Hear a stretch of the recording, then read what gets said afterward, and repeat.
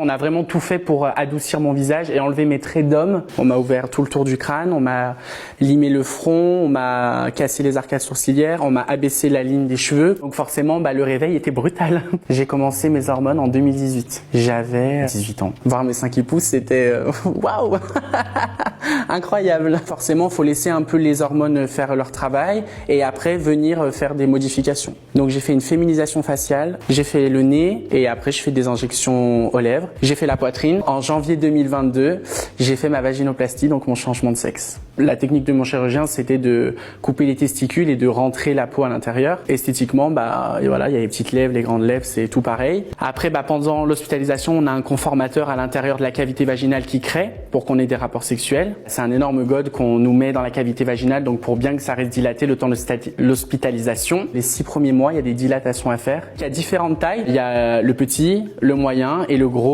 Donc le petit, c'est 5 minutes, le moyen, c'est 10 minutes et le gros, c'est 15 minutes. Et ça, 4 fois par jour. À partir de 3-4 mois, on peut avoir des rapports sexuels. La première fois que j'ai vu mon vagin, ma vulve, en fait, c'était tellement comme si c'était normal et que j'étais une fille depuis tout ce temps et que j'avais un vagin imaginaire que pour moi, en fait, c'est comme si j'avais jamais eu de zizi, que ça avait toujours été comme ça, quoi. Pour moi, ma transition est finie. Maintenant, je suis complètement la femme que je voulais être et je suis très heureuse.